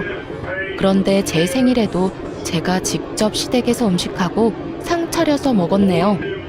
도대체 누굴 위한 생일인가요? 제가 싫다고 안 해봤을까요? 바쁘다고 안 가고 아프다고 안 가고 전화 일부러 안 받고 별짓을 다 해봤어요. 근데 남편한테 전화해서 남편한테 버럭 화내면서 저 전화 바꾸라고 난리치고 결국엔 오게 만든 게 수두룩했죠. 나 진짜 가기 싫어. 나 요리하는 것도 싫어하는 거 몰라? 어머니 전화와도 바꾸지 말라고. 그 정도도 못 막아주니? 엄마가 그렇게 화를 내는데 어떻게 안 바꾸냐? 그리고 엄마한테 요리 배우고 얼마나 좋아. 엄마가 항상 말씀하시는 거 잊었어? 우리가 이렇게 지금까지 걱정 없이 잘 사는 게 다 어머니가 덕을 쌓으셔서 그러는 거야. 나도 그건 맞다고 생각해. 그니까 당신도 엄마 좀 본받아. 그게 그렇게 좋아 보이면 당신이 어머니 도와서 같이 평생 덕 쌓아. 왜 나한테 그러는데? 그리고 내가 놀아? 나도 일하느라 바빠 죽겠는데 왜 자꾸 와서 남의 밥상을 차리라는 거냐고. 아무리 그래도 며느리가 같이 해야지. 내가 어떻게 같이 해. 당신도 생각을 좀 고치고 넉넉하게 베풀고 산다고 생각해. 당신도 따지고 보면 큰 며느리잖아. 남편한테 계속 말해봤자 이딴 속 터지는 소리나 하고 있으니 도움이 전혀 안 되는 상황이었죠. 그러다가 제가 진짜 폭발했던 일이 있었어요. 시모가 금요일 저녁에 다짜고짜 전화가 왔더라고요. 너 내일 아침 일찍 집에 좀 와라. 내일 내 친구 생일이라서 내가 생일상 차려주기로 했거든. 우리 며느리 자랑 좀 하게 너도 좀 오거라. 저 오늘 야근해서 너무 힘들어서 내일 푹 쉬려고 하거든요. 죄송한데 내일은 못 갈 것 같아요. 저 진짜 너무 몸이 힘들어요. 아니 내가 음식 준비 다 해놓고 그냥 옆에서 거들기만 하면 되는데 뭐가 힘들다는 거야. 오히려 와서 맛있는 음식 먹으면 너만 좋지. 근데 왜 친구 생일까지 어머니가 음식을 하세요? 가족도 아니고 친척도 아닌데 전 이해가 안 가네요. 그럼 창호씨 보낼 테니까 아들 맛있는 것 좀 먹이시면 되겠네요. 예, 남자가 와서 뭘 음식하는 걸 돕니? 그리고 창호가 얼마나 힘들게 일을 하는데 주말엔 좀 쉬게 놔둬야지. 그럼 저는 안 힘들어요? 그 사람보다 제가 더 늦게 끝나요. 전 집에 오면 밥도 해야 되고 청소도 해야 되는데 그 사람은 손 하나 까딱 안 하고 TV보다 잠이나 자는데요. 누가 더 힘들어 보이세요? 아니 그럼 엄마가 애 밥을 해 먹여야지. 그거 당연한 것 같고 그러니? 내일 일단 와. 그럼 저녁에 그냥 케이크나 하나 사와. 내가 다 차릴 테니까. 그럼 됐지? 너 온다고 그랬는데 안 오면 친구들 앞에서 내 면목이 서겠니? 저는 전화를 끊고 신경질이 나서 남편한테 말했어요. 내일 당신 어머니가 집에 오래. 저녁에 민현이랑 셋이 다 같이 가. 아, 안 돼. 나 내일 부장님이랑 약속 있어. 갑자기 뭔 약속? 그리고 이 부장 싫어한다고 맨날 욕해대면서 주말엔 왜 만나는데? 아, 나도 가고 싶어서 가. 그래도 상사인데 나오라면 나가야지 어쩌겠어. 암튼 나 못 가니까 그런 줄 알아. 당신이 그 집 아들이지 내가 그 집 자식이야? 왜 당신 어머니 친구 생일에 내가 가야 되냐고. 참 진짜 말을 하면서도 기가 막히네. 아, 그럼 가지 마. 안 가면 될 거 아니야. 간단한 거 가지고 왜 날 볶아대? 나도 너처럼 그렇게 단순하게 살고 싶다. 안 가면 또 한 달 내내 들볶이라고? 당신이 직접 겪어봤어? 하지 말라고 당신 엄마한테 딱 부러지게 말 한 번 안 해줬잖아. 그때도 작은 아버지 생신상 차리는데 안 갔다고 날 얼마나 괴롭혔는지 알아? 우리 엄마가 얼마나 정이 많은 분인데 괴롭히긴 뭘 괴롭혀. 그냥 몇 번 집에 오셔서 말씀 좀 하신 거 가지고 확대 해석 좀 하지 마. 지 엄마는 마더 테레사고 신사임당인 줄 아는 이 인간하고 제가 뭔 얘기를 하겠어요? 저만 속 좁고 나쁜 사람으로 몰아가는 거에 진저리가 나서 더 이상 말 섞기도 싫더라고요. 자기 엄마가 얼마나 집요한 사람인지 알 턱이 없겠죠. 남편한텐 안 그러니까 말이죠. 저는 어쩔 수 없이 다음날 케이크까지 사들고 시댁으로 갔어요. 지금 생각해보면 저도 참 바보 같죠. 근데 사람이 막상 그 상황에 처해 있으면 말이죠. 그 세상이 다인 것처럼 느껴져요. 그래서 그 안에서만 살게 되고 그 안에서 최선을 다할 방법을 찾으면서 사는 거예요. 밖에 다른 세상이 있다는 걸 모르고 그냥 바보같이 자기는 최선을 다하고 있다고 느끼는 거죠. 그만큼 벽을 깨부수는 게 참 어려운 일이더라고요. 시댁에 들어가자마자 음식 냄새 풍기면서 시모가 바쁘게 움직이고 있더라고요. 왔니? 이왕 오는 김에 좀만 일찍 와서 같이 좀 도와주면 좀 좋아. 제가 진짜 저녁에 올 줄 몰랐던지 입을 삐쭉 내미는데 얼마나 꼴 보기 싫던지요. 저는 모른 척하고 케이크를 식탁에 올려두고 소파에 가서 앉았어요. 제가 그냥 앉아있는 꼴을 절대 못 보겠던지 시모가 결국 소리를 삑 지르더라고요. 예, 손님들 올 시간 다 됐는데 뭐하고 있어? 얼른 와서 상 차리는 거 도와라. 저도 순간적으로 기분이 확 나빠졌어요. 일단 꾹 참고 느릿느릿 숟가락 놓고 컵 놓고 억지로 하는 척 했어요. 곧이어 왁자지껄한 소리가 들리면서 시모 친구들이 대문을 밀고 들어오더라고요. 보는 순간부터 기가 빨려서 힘이 더 빠지는 것 같았죠. 아유, 우리 신여사가 자랑하던 며느리를 이제야 보네. 복스럽게 생겼네. 그럼 신여사가 그렇게 복을 짓고 사는데 며느리도 신여사 같은 사람 얻었겠지. 우리 신여사가 보통인 덕이야? 어머 세상에, 한정식 집 부럽지가 않네. 경숙이 좋겠다. 세상에, 다음엔 내 생일에도 해줄 거야, 신여사? 하는 거 봐서 내가 워낙 음식하는 걸 좋아하니까 우리 며느리가 도와주면 언제든 해주지. 그치, 며느라? 세상 사람 좋은 척을 하면서 저한테 웃는 게 너무 가식적으로 보여 소름이 끼칠 정도였다니까요. 시모가 친구들 앞에서 한바탕 자기가 만든 음식을 일일이 소개를 해가며 생색을 내고 친구들은 맛있다면서 아주 신나게 먹어대더라고요. 저한테도 먹으라고 계속 권해서 마지못해 옆에 같이 앉아서 깨작깨작 먹었죠. 이제 다 먹었지? 우리 며느리가 케이크까지 사왔어. 예, 케이크랑 접시들 좀 내와라. 내 며느리도 이렇게 해주면 얼마나 좋을까? 요즘 애들이 얼마나 무서운데 신여사는 진짜 며느리 잘 구했다. 내가 우리 며느리라서 그러는 게 아니고 진짜 우리 아들이 알뜰한 여자 잘 만났어. 우리 며느리는 뭐냐, 명품 가방 같은 것도 없고 매일 청가방 메고도 잘 다니잖아. 화장품도 요즘 얼마나 비싸? 얘는 꼭 홈쇼핑에서 싼 거 한 번에 많이 사서 쓰고 옷도 잘 안 사 입고 얼마나 알뜰한데. 어머, 진짜? 우리 며느리는 저번 주에도 또 친구들이랑 방콕인가 여행 갔다 왔잖아. 도대체 애까지 두고 뭔 짓인지 몰라. 우리 며느리도 신여사 며느리 보고 좀 배워야 돼. 여행이 다 뭐야? 우리 며느리는 신혼여행 가고 지금까지 여행 간 적이 없어. 그저 알뜰살뜰 돈 모아서 집 사느라 날 닮아서 배달 음식도 안 시켜 먹고 집에서 밥 차리고 아침에도 꼭 우리 아들 밥에 국 차려주잖아. 세상에, 요즘 애들 야가 빠져서 요리도 안 하잖아. 다 그 뭐냐, 밀키트? 만들어진 거 부어서 끓이기나 하고. 그게 뭔 영양가가 있겠냐고. 신여사 며느리 진짜 대단하다. 제 칭찬이랍시고 떠드는 시무랑 그 친구들 말을 듣고 있는데 들을수록 참 제 자신이 초라해지더군요. 저게 과연 칭찬인지 사람 먹이는 건지 모르겠더군요. 아, 내가 그렇게 살았구나. 다른 여자들 신나게 여행 다닐 때 난 청가방 메고 옷도 하나 못 사고 그렇게 살았구나. 그렇게 바보 천지처럼 산 거구나. 그런 생각이 들면서 갑자기 눈물이 나오더라고요. 제 처지가 객관적으로 보였다고나 할까요? 내 딸이 나처럼 살았으면 나는 뭐라고 했을까 싶었어요. 그렇게 살지 말라고 흠씬 때려주고 집에 데려오고 싶을 것 같더라고요. 정신 쏙 빼도록 수다를 떨다가 다 가버리고 남은 건 뭐였는지 다들 짐작이 가실 거예요. 예, 얼른 설거지 좀 해라. 아이고 그거 힘들어.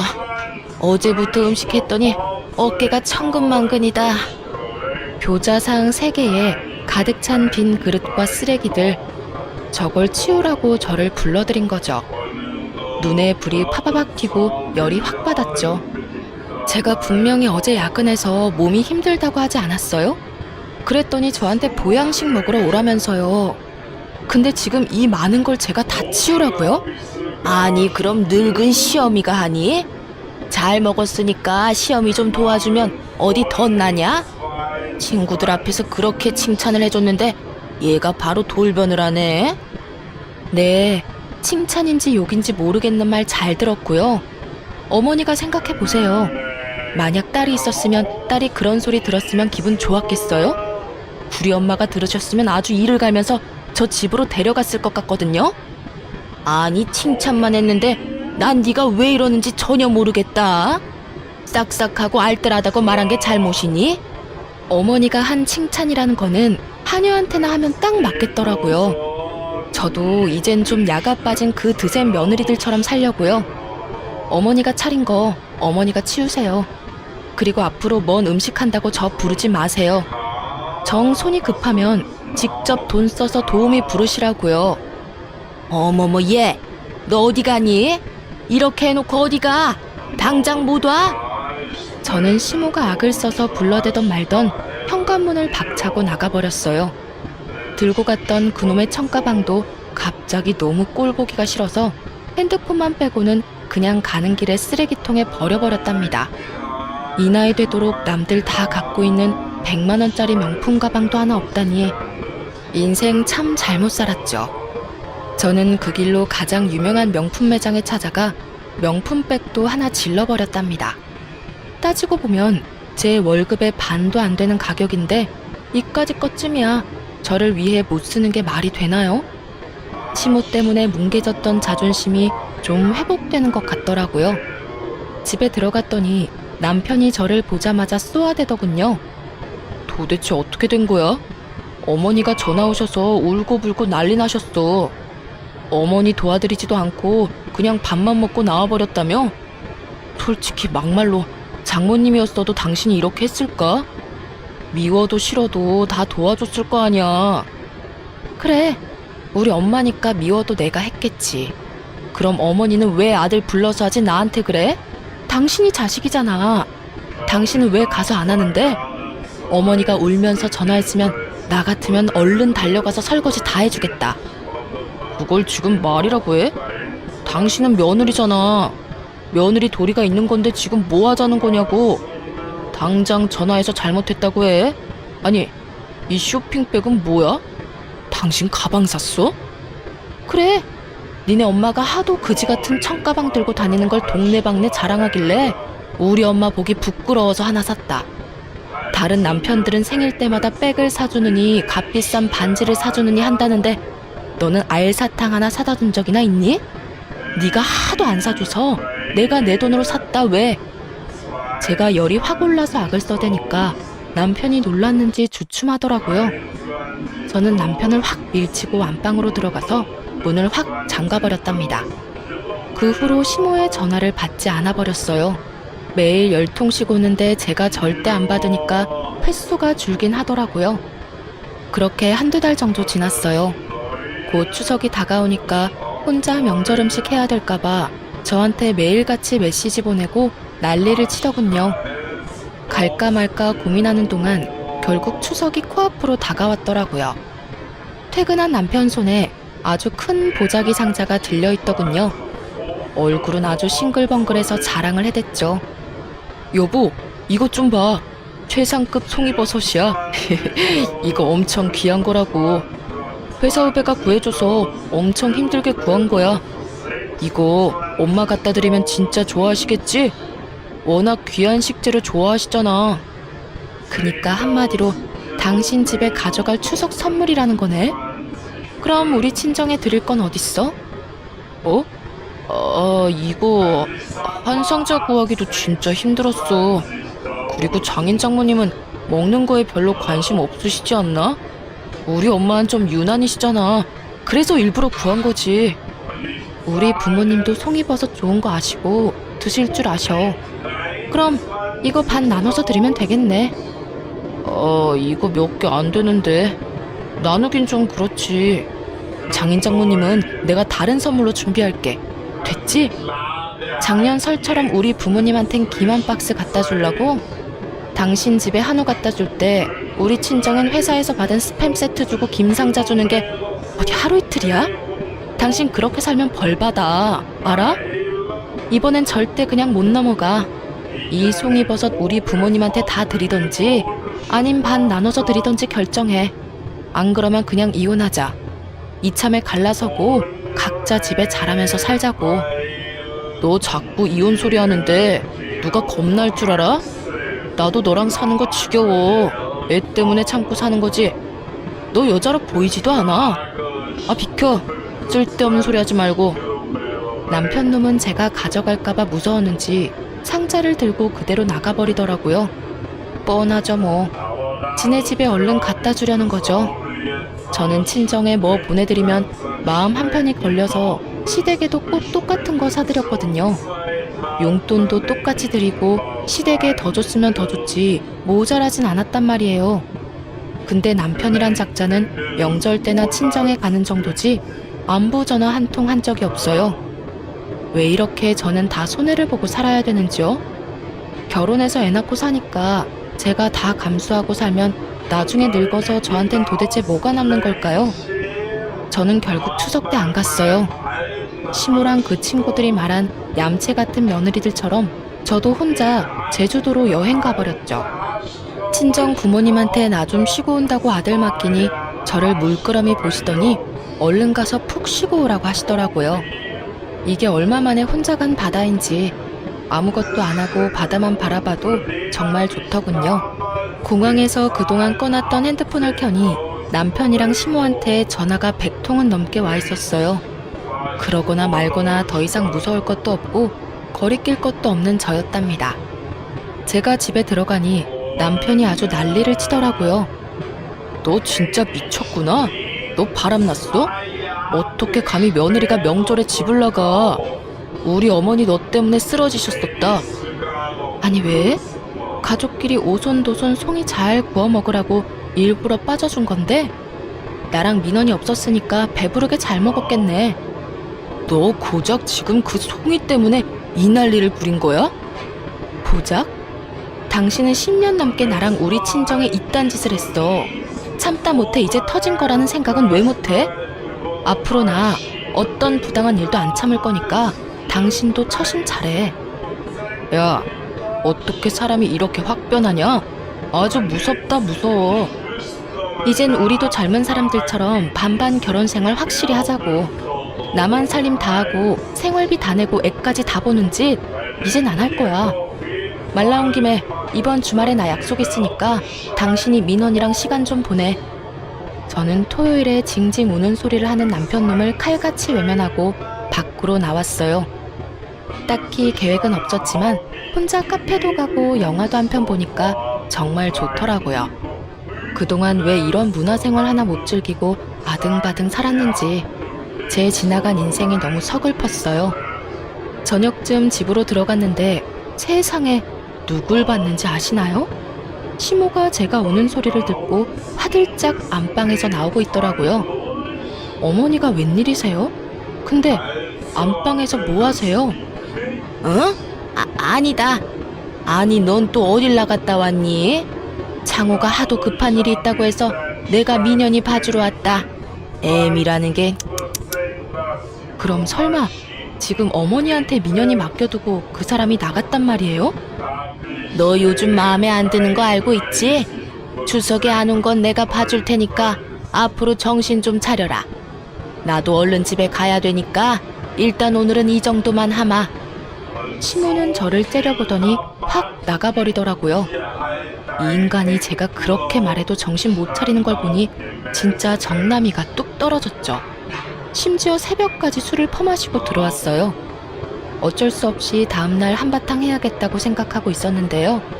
퇴근해서 집에 와보니까 진짜 어이가 없게도 남편놈이 씩씩거리며 저를 먼저 기다리고 있더라고요. 당신 월급 얼마야? 왜 여태껏 말을 안 했어? 갑자기 뜬금없이 무슨 말이야? 당신이 서로 월급은 각자 관리하자며, 터치하지 말라며. 내가 신혼 때부터 울고불고 하면서 같이 관리하자니까 당신이 무조건 싫다고 그런 거 잊었어? 아니, 그땐 그때고. 암튼 월급 얼마냐고. 당신 400 넘게 버는 게 사실이야? 누가 그래? 아니, 누가 그러던 말건 내가 그걸 왜 말해야 되는데? 그렇게 많이 벌면서 어떻게 입을 싹 닫고 생활비만 쏙 낼 수가 있어?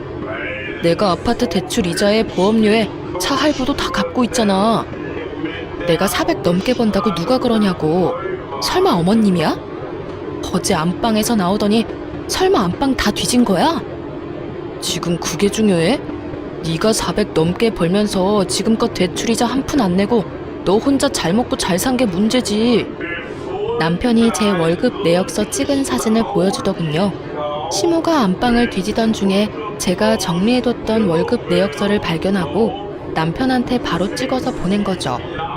둘이서 얼마나 제 욕을 했는지 눈앞에 선하더라고요. 진짜 웃기지 않나요? 제가 집에 없으니 이때다 싶어서 집을 다 뒤진 거잖아요.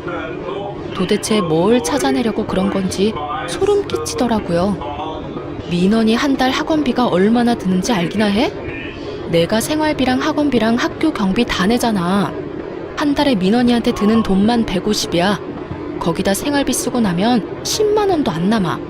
근데 뭘 나 혼자 잘 먹고 잘 살아. 뭔 초등학생 학원비가 150이나 들어. 아주 단단히 헛바람이 들었구만. 당장 학원 다 끊어버리고 그 돈으로 대출이자 갚는데 보태. 알았어? 도대체 그놈의 대출이자가 얼만데? 그것보다 당신은 한 달에 얼마 버는데? 당신도 이참에 다 까봐. 통장도 까고 이자도 까고 이번에 다 확인해보고 딱 반반씩 하자고 그럼. 뭐? 갑자기 내 월급 얘기가 왜 나와? 암튼 애 학원 정리해. 난 300도 못 받는 줄 알았더니만 완전 뒤통수 맞았어. 지 월급 보여달라고 할까봐 바로 꼬리 내리는 꼴이라뇨. 저런 비열한 인간이 남편이라고 믿고 살았다니 저도 참 바보 천지 아닌가요? 저는 너무 화가 나서 시모한테 바로 전화를 했어요. 어머니, 왜 남의 방을 뒤지고 그러세요? 제가 어머니 방 뒤지면 기분 좋을 것 같아요? 그리고 왜 남의 물건을 함부로 뒤지세요? 아니, 뒤지긴 뭘 뒤져. 얘가 시애미를 도둑으로 모네. 방 청소해주다가 살짝 본 거야. 제가 뭔 말하는지 이미 아시네요? 살짝 봤으면 그냥 나오면 되지 사진까지 찍어서 보내고. 둘이 아주 제 욕 엄청 했겠네요. 아니, 내가 내 돈 벌어서 쓰는데 왜 이딴 말을 들어야 돼요? 참나, 우리 아들이 대출이자까지 다 내는데 너는 다 널 위해서만 썼잖니. 네 친정 부모님 용돈도 드린다며? 월 400만 원 벌면 시부모한테도 용돈을 줘야 되는 거 아니야? 어쩜 그렇게 입을 싹 닦아? 신혼 때부터 월급 각자 관리하자고 저 사람이 먼저 말했어요. 용돈도 각자 드리기로 했고요. 전 저 사람이 얼마 드리는지 알지도 못하네요. 지금까지 생활비 땡전 하나 받은 거 없이 다 제 돈으로 어머니가 뭐 사오라는 거 다 사다 드렸잖아요. 한 달에 어머니 때문에 장 본 돈만 30씩 들어요. 아니 400 넘게 벌면서 그깟 30 쓴다고 유세야? 지금 용돈도 꼴랑 30 주면서 말이야. 앞으로 네가 20 더 챙겨줘라. 30이요? 어머, 어머니 진짜 이상하네요. 신혼 때부터 각자 부모님한테 50만 원씩 용돈 드리자고 그 사람이 먼저 말을 했는데 여태 30만 받으셨단 말이에요? 전 뭐 전혀 모르는 일이라 아드님하고 말을 해보셔야겠네요. 뭐? 그게 진짜야? 이놈의 자식이 진짜? 그럼 넌 사돈한테 50씩 준단 말이니? 알았다, 끊어봐라. 시모의 말을 들으니 기가 막혀서 헛웃음이 나오더라고요. 시모가 바로 남편놈한테 전화를 했는지 어느새 남편놈이 얼굴을 찡그리며 전화를 받고 있었죠. 전화를 끊고는 저한테 온갖 짜증을 내더니 밖으로 뛰쳐나갔어요. 같이 산 세월이 있는데 딱 보면 알죠. 괜히 더 승질내면서 이 상황을 어떻게든 회피하려고 도망치는 겁쟁이라는 걸 말이에요. 그 이후로 남편 핸드폰에 알림이 울리면 괜히 슬쩍 보고 핸드폰 암호도 알아내려고 애를 썼네요. 드디어 핸드폰 암호를 알아내서 남편이 잘 때 몰래 살펴봤어요. 은행 어플이야 비밀번호를 모르니 열 수는 없었는데요. 문자 내역을 확인해봤는데 이 인간이 코인을 하고 있더라고요. 저는 일단 문자들을 다 캡처해서 제 핸드폰으로 보내놨어요. 자고 있는 남편을 마구 흔들어 깨웠죠. 이 옆에 내가 미쳤어? 자는 사람한테 뭐 하는 거야? 당장 일어나. 너 코인해? 얼마나 하는 거야? 당장 핸드폰 열어. 남편은 제 말에 불에 댄 듯이 깜짝 놀라서 벌떡 일어나 앉더라고요. 저는 문자 내역을 남편놈 눈앞에 흔들어 보였어요. 당장 핸드폰 열어서 보여달라고. 아, 얼마 안 했어. 근데 왜 남의 핸드폰 열어보고 그래? 이거 정보통신법 위반이야. 어디서 거지 같은 소리만 짓거려? 말도 안 되는 소리 그만하고 당장 핸드폰 열어. 남편은 체념했는지 군소리 없이 보여주더군요. 세상에 3천만 원을 넣었는데 절반은 떨어져 있더군요. 이게 뭐야? 투자금 1억? 당신 미쳤어? 어디서 이름도 못 들어본 거지 같은 거에 1억을 투자해. 나한테 생활비도 안 주고 펑펑 써가면서 1억까지 코인에 쳐박아? 아, 한 번에 넣은 게 아니고 몇 천씩 넣어서 그렇게 된 거야. 한 6개월만 버티면 오를 거야. 당신이 코인에 대해서 뭘 안다고 그래? 내가 이거 2억 찍으면 당신 그 가방은 너무 비싸니까 명품 지갑 하나 사줄게. 2억 같은 소리 하고 있네. 이거 1,000만 원에서 더 꼬꾸라진 다에 내 월급을 걸게. 이젠 더 이상 미꾸라지처럼 빠져나갈 생각하지 마. 당신 카드 내역도 다 확인해봐야겠으니까 당장 지금 보여줘. 결혼 생활 10년 동안 못 보던 남편의 카드 내역을 확인해봤는데 아주 충격적이더라고요. 저는 가방 하나 못 사고 마트 가서도 먹고 싶은 거 마음껏 먹지도 못하고 살았는데 말이죠. 이 남편이란 작자는 자기 취미 생활에 술값에 옷까지 아주 돈을 펑펑 쏟았더군요. 저는 배신감에 몸이 부들부들 떨려오기 시작했죠. 그렇게 돈 쓰는 거 터치하지 말라고 지랄을 하더니 그 결과가 이거니, 이 인간아? 아니, 이 여자가 아주 말을 막 하네. 일단 진정 좀 해. 사회생활 하려면 돈을 쓸 때가 있는 거야. 여자랑 남자가 같아? 누군 사회생활 안 해? 내가 너보다 더 오래 일했어. 10년 넘는 세월 동안 나는 한 달에 2번씩은 니네 엄마한테 불려가서 상 차리고 요리하고 장도 내가 다 봐줬고, 너는 입만 가져가서 홀랑 먹고 아주 그동안 좋았지? 너는 꼴랑 대출이자만 내고 펑펑 쓰고 잘 먹고 잘 살았다 이거지? 저는 바보처럼 남편을 믿었던 제 자신도 너무 싫었지만 저를 속인 남편놈하곤 더 이상 이대로 못 살겠더라고요. 그래서 남편과 단판을 짓고 그래도 바뀌지 않으면 이혼을 해야겠다고 마음을 먹었어요. 준비해둔 이혼 서류를 곧바로 남편한테 던지며 말했어요. 나 이번엔 절대 못 넘어가. 앞으로 당신 월급이랑 경제권은 내가 관리할 거야. 그거 싫으면 그냥 이혼해. 뭐? 통장을 넘기라고? 아주 이때다 싶어서 달려드네. 너 요즘 들어 이혼 소리 자꾸 하는데 누가 겁먹을 줄 알고? 너한테 내 월급을 주느니 차라리 이혼을 하겠다. 남편은 아주 의기양양하게 이혼 서류에 도장을 딱 찍더라고요. 제가 무슨 장난한 줄 아나 보죠.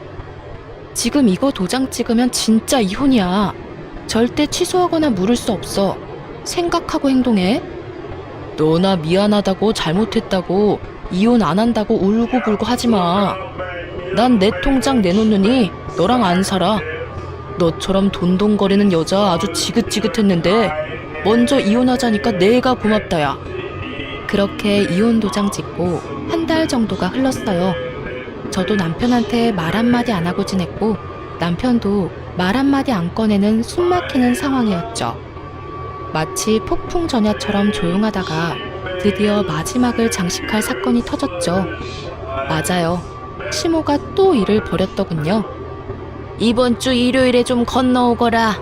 우리 언니 생일이라 내가 오랜만에 친정 식구들 불러서 저녁 좀 해먹이기로 했다. 제가 그렇게 안 간다고 했는데도 또 저를 부르시네요. 내가 그런 며느리 눈치 보느라 우리 친정 식구들도 못 부르니? 오거나 말거나 네 마음대로 해라. 어디 며느리 무서워서 뭘 하지도 못하겠네. 아, 그래요.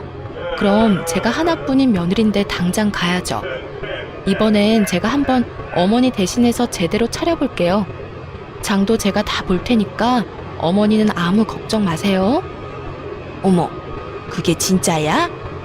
얘가 이제야 정신을 차렸나 보네. 우리 친정에 자랑 좀 해야겠네. 고맙다 며느라. 저는 모든 준비를 마치고 시댁으로 아침 일찍 갔답니다. 요즘엔 다 마트에서 배달시키지 직접 만들고 오죠. 다 시켜놨으니까 걱정 마세요. 제가 오늘 솜씨발이 제대로 할 테니까 찜질방이라도 가서 푹 쉬다 오세요. 시모가 아주 만족스러운 얼굴로 집을 나섰죠. 저는 저녁이 될 때까지 TV도 보고 푹 쉬다가 드디어 대망의 생신상을 차려드렸답니다. 그것도 일이라고 접시에 담는 게 시간이 걸리더라고요. 제가 막 상을 다 차리자 문 밖에서 왁자지껄한 소리가 들리더니 문이 열렸죠. 우리 명자는 복도 많다. 며느리가 생신상까지 대신 차려준다 하고. 어머머머, 이게 뭐야? 다 과자 아니야? 어머 명자 언니, 오랜만에 식구들 다 불러서 이게 뭔 장난이야? 뭐? 비켜봐. 아니 이게 뭐야? 너 지금 뭔 짓을 한 거니? 미쳤어? 어쩐지 나한테 나가라고 할 때부터 수상하다 했어. 어머 어머니, 요즘 과자값이 금값이에요. 얼마나 비싼지 아세요? 제가 이렇게 정성 들여 초코파이 쌓아서 케이크도 만들어드렸는데 왜 화를 내세요? 이거 진짜 정신이 어떻게 된 거 아니야? 내 식구들 앞에서 나를 개망신을 시켜도 유분수지. 어머니가 강조하시던 대로 문어에 야채 스틱에 오징어에 피자에 얼마나 다양하게 차렸는데요. 다들 서 있지 마시고 앉아서 좀 드셔보세요. 제가 주스도 종류대로 사놨으니까 알아서 드시고요. 너 나가. 당장 내 눈앞에서 사라져. 너 내가 이번 일 절대 그냥 안 넘어갈 거야. 네, 마음대로 하세요. 나도 이놈의 집구석 지긋지긋해서 안 그래도 영원히 빠이빠이 하려고요. 내가 큰맘 먹고 나가기 전에 마지막으로 거하게 차려준 거예요. 그동안 일하느라 애 키우느라 쪽잠 잘 시간도 없는 며느리 불러다가 무수리놀이 하느라 수고 많으셨네요. 다른 며느리가 이 집 구석에 들어올지는 모르겠지만 앞으로는 아줌마 좋자고 하는 일에 며느리 불러대지 말아요. 하고 싶으면 혼자 다 하고 혼자 덕사란 이 말이에요. 뭐? 이게 진짜 미쳤네 미쳤어. 당장 네 남편 불러. 그래, 너 당장 우리 아들이랑 이혼하고 나가. 네가 나한테 잘못했다고 빌고 빌어도 나는 너 절대 용서 못한다. 이혼 서류는 이미 한 달 전에 접수 끝났어요. 이제 확정까지 얼마 안 남았으니까 좀만 기다리면 되겠네요. 때마침 밥 먹을 시간에 딱 맞춰 도착한 남편놈이 제 말을 듣고 황당한 표정으로 물어보더라고요. 뭐? 이혼 서류를 냈다고? 이 상황은 다 뭐고 뭔 소리야? 너 지금 친척들 앞에서 어머니 망신시키려고 이딴 짓을 꾸몄어? 나한테 통장 넘기느니 이혼한다는 거 잊었어? 당연히 이혼 서류 접수했지. 내가 너처럼 공수표 남발하고 다니는 사람 같아? 내가 능력 없는 것도 아니고 너랑 네 집구석에 끌려다니면서 하녀 노릇하는 거 이제 그만하려고. 아이고 기가 막혀. 누가 들으면 아주 내가 악질 시엠인 줄 알겠네. 아이고 내 속이야. 내 검게 탄 속은 누가 알아줘? 창호 이놈아, 너 당장 이 화상이랑 갈라서라. 이혼 서류 이미 접수했다니 잘됐다. 내 눈앞에서 이 화상 당장 치워버려라. 네, 그러려고요. 미쳐도 단단히 미친 것 같아서 이참에 갈라서야겠네요. 내가 애 때문에 참고 살라고 했는데 너는 선을 넘어도 한참 넘었어. 너만큼 내가 선을 넘었겠니? 아이고, 우리 민현이 때문에 참고 살았다고? 애 기저귀도 한번 안 갈아준 게 뚫린 입이라고 말은 잘하네? 이혼 확정일에 법원이나 잘 나와. 알았어? 저는 그 집 벗어날 생각도 전혀 하지 않았고요. 이혼 확정 전까지 꾸역꾸역 그 집에서 애 밥 해먹이고 학교 보내고 평소처럼 살았어요. 남편 놈한텐 한마디도 하지 않았고 완전히 투명인간 대하듯이 대했죠. 그러거나 말거나 저는 이미 마음이 완전히 다쳤고 오로지 양육권과 이혼 확정만을 위해서 악착같이 버텼답니다.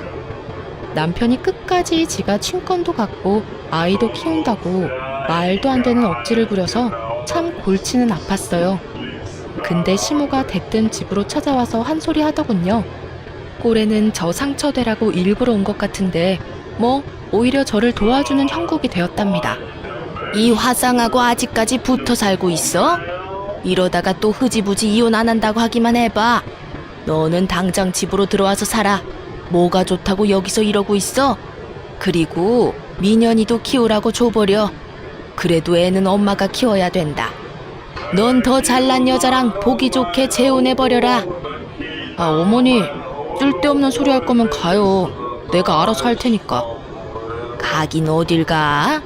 내가 너 한 달 전부터 집으로 들어오라 말했는데 너무 말을 안 들어서 너 끌고 가려고 온 건데 이 화상이 이혼 안 한다고 하면 어쩌려고 여기 있냐고. 당장 따라 나서. 난 제 얼굴 다시 보기도 싫다. 내가 아주 그날만 생각하면 지금도 자다가 벌떡 일어난다. 얼른 따라 나서지 못해? 너무나 감사하게도 남편을 집으로 데려가더라고요. 저는 그렇게 이혼 확정까지 한 달여의 남은 기간을 아이와 편하게 지냈네요. 그렇게 친권과 양육권도 제가 수월하게 갖게 됐고 이혼 확정을 받았어요. 이혼 확정 전에 남편 놈이 취소하거나 사고 칠까봐 얼마나 마음이 불안했는지 아시나요? 법원에서 마지막으로 보고 다신 남편 놈을 안 보고 산다고 생각하니 너무 속이 시원했답니다. 살고 있던 집도 제 명의로 돌렸고 제가 절반의 금액을 남편한테 일시불로 줬어요. 아이가 학교를 다른 데로 옮기는 것도 싫고 이혼했다고 저도 다른 데서 굳이 살기도 귀찮았고요. 또 지금 사는 집이 앞으로 오를 가능성이 크니까 팔거나 남편놈한테 주긴 아깝더라고요. 마침 남편놈은 빚도 있고 이자 낼 여유도 없어서 제가 목돈 주니까 오히려 좋아하더군요. 그렇게 이혼하고 몇 달 정도 지난 저는 아들과 함께 평화로운 나날을 보냈어요. 직장도 같고 사는 곳도 같지만 오로지 남편놈과 시자인간들만 내 삶에서 빠진 것뿐인데 삶의 질이 이렇게 달라질 수 있는지 놀라울 정도였죠. 갑자기 전 시모한테 전화가 왔더라고요. 당연히 무시하고 안 받았는데 이 아줌마가 아파트 현관문 앞에서 기다리고 있는 게 아니겠어요? 너 내가 전화한 거 못 봤니? 민현이도 연락이 안 돼서 내가 한참 여기서 기다렸다. 아무리 내가 미워도 내 손주는 보여줘야지. 한 달에 한 번씩 보기로 그쪽 아들이 결정한 걸 왜 아무 때나 와서 애를 찾아요? 다다음 주에 하루 보내줄 테니까 그만 가세요. 애 핑계로 연락하지 마시고요.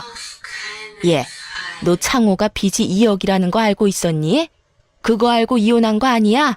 같이 안 갚으려고? 코인인가 뭔가에다 1억 갖다 바쳤다는 건 알고 있는데 2억은 전혀 모르는 일이에요. 그쪽 아들은 돈도 많네요. 몇 억씩 빚을 지고. 아무래도 네가 준 아파트 값을 다 코인인가 뭔가에 들이부은 것 같다. 지 아버지가 어떻게 해결을 해보려고 해도 말도 안 하고 입만 꾹 닫고 있어. 그래서 도대체 빚이 얼만지도 모르겠다. 너 걔한테 얼마를 줬니? 이혼하면서 아파트 절반 2억 8천 줬어요. 나한테 그만 물어보고 그쪽 아들한테 물어봐요. 제가 현관문으로 들어가려고 하자 시모가 갑자기 제 손을 탁 잡더라고요. 예, 애미야. 내가 그거 물어보려고 온 건 아니고 내가 생각을 해봤는데 아무래도 애도 아빠 없이 자라는 것도 그렇고 부부 사이에 상처받은 게 있어도 나중엔 다 그냥 잊어버리고 사는 거란다. 이참에 재결합하는 게 어떠니? 이혼하라고 할 땐 언제고 뭔 말도 안 되는 소리예요. 그딴 말하려면 당장 가요. 이혼한 마당에 아줌마랑 얼굴 마주치기 싫으니까. 애미야, 다시 한 번만 생각해봐라. 넌 네 남편이 불쌍하지도 않니? 너랑 헤어져서 마음이 허하니까 코인인가 뭔가 한 거 아니니? 애가 어깨가 축 처져서 다닌다. 애미야, 내가 잘못했다. 앞으로는 내가 너한테 밥 차려서 받지마, 응? 그놈의 밥. 시모의 말을 들으니 예전에 제 모습이 떠올라서 진저리가 나더라고요. 울상이 돼서 저를 쳐다보고 있는 시모를 그대로 두고 집에 들어가 버렸답니다. 며칠 지나지 않아서 어이가 없게도 전 남편 놈까지 찾아와서 기다리고 있더라고요. 그놈은 저를 보자마자 청승맞게 무릎까지 꿇고 애원하더군요. 여보, 나 좀 살려줘. 나 봐줄 사람은 당신뿐이야. 내가 당신이 준 돈 코인에 넣었는데 지금 망하기 직전이야. 진짜 염치 없는데 5천만 원만 더 줄 수 있을까? 어차피 이 집 나중에 오를 거잖아. 그 돈 좀 미리 나눠준다고 생각해봐. 어? 이 인간 알고 보니 완전히 중독이었네, 중독. 너랑 나랑은 어차피 어떤 식으로든 이혼하게 되어 있었네. 미쳤어? 내가 너한테 돈을 주게? 민현이 양육비를 매달 받아도 모자랄 판에 내가 재촉 안 하고 있는 거 알지? 지금 양육비도 밀린 처지에 또 코인을 한다고? 제정신이야? 그거 좀만 더 버티면 금방 오른다니까. 내가 그거에 넣으려고 돈 달라는 게 아니고 내가 우리 아버지한테 5천을 빌렸단 말이야. 그 돈 못 갚으면 나 호적에서 파신대. 집에서 쫓겨나게 생겼다고. 그러니까 지금 이미 5천을 또 빌려서 코인에 처박았다는 거야? 야, 이 미친 인간아. 아들 보기에 부끄럽지도 않아? 난 너한테 줄 돈 하나도 없으니까 당장 꺼져. 그리고 너 양육비 안 보내면 네 월급 압류 걸 거니까 정신 차리고 양육비나 보내. 여보, 난 진짜 이혼하기 싫었어. 난 당신이 진짜 이혼할 줄은 몰랐단 말이야. 그냥 자존심 때문에 그러다가 말 줄 알았는데 진짜 이혼을 해버리면 어떡해. 난 그냥 당신 버릇 좀 고치려고 그런 거란 말이야. 난 이혼한 거 인정 못해. 다 없던 일로 해.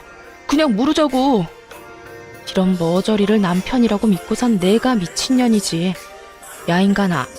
이혼이 무슨 빵 샀다가 환불하는 건 줄 알아? 혼인신고도 장난으로 해도 못 모르는 거 몰라? 6개월 가까이 이혼한다고 별 난리 다 쳐놓고는 이제 와서 물으자고? 또 말도 안 되는 소리 하려고 찾아오기만 해봐. 민현이 얼굴도 다신 못 보게 만들 거야. 제가 돌아서자 남편 놈이 어린애처럼 엉엉 울면서 소리를 치더라고요. 여보, 내가 이렇게 빌게. 당신이랑 민현이가 없으니까 너무 외롭고 사는 게 너무 힘들어. 우리 아들을 위해서라도 다시 생각해봐. 아이한텐 아빠가 필요하다고. 우리가 이혼했다고 해서 당신이 아빠라는 건 변하지 않으니까 걱정 마. 민현이한테 아빠 노릇하는 거 막을 생각 없지만 난 남편은 이젠 필요 없어. 그리고 잊지 마. 아빠 노릇해야 되는 첫 번째가 양육비 제때 보내는 거야. 그것도 못하면서 뭔 아빠 타령이야? 그 뒤로도 자꾸 집에 오고 아들한테 문 열어달라고 해서 집에 들어와 있기도 하고 별 미친 짓을 다 하길래 결국 집은 전세 주고 저와 아들은 친정 가까이로 이사 가고 말았죠. 아이가 될 수 있으면 상처받지 않게 하려고 그래도 지 아빠는 정기적으로 만나게 해주고 있어요. 부모와 자식의 연은 끊을 수 없으니 그게 참 머리가 아프네요. 남편은 빚이 거의 3억이 돼서 다달이 이자 갚느라 아주 죽어나간다고 그러더군요. 나이가 50이 다 되어 가는데 늙은 아들이 자기 집에 얹혀 사니까 시모도 기가 팍 죽었대요. 이젠 다른 사람들 집으로 불러들이지도 않는다네요. 아들이 빚쟁이가 됐는데 장 볼 돈이나 있겠나요? 저는 아들과 저만의 행복을 위해 살려고 해요. 저는 정년까지 보장되는 직장에 다니고 늙어서 연금도 걱정 없기 때문에 더 이상 제 인생에 남자 따윈 없다는 생각으로 살고 있답니다. 지금 이렇게 다시 혼자 조용히 사니까 제가 하고 싶은 취미 생활도 하고 돈에 벌벌 떨면서 사던 화장품도 이젠 가격 안 보고 쓰고 싶은 거 다 사면서 살고 있어요. 진작 제 자신을 돌보고 살 걸 하는 후회가 들지만 이제부터 잘 살면 되겠죠. 남아있는 인생이 아직 기니까요. 이 사연 들어주신 여러분들의 미래도 항상 밝으셨으면 좋겠네요. 우리 힘내서 잘 살아봐요. 지금까지 제 사연 들어주셔서 감사합니다. 행복하세요.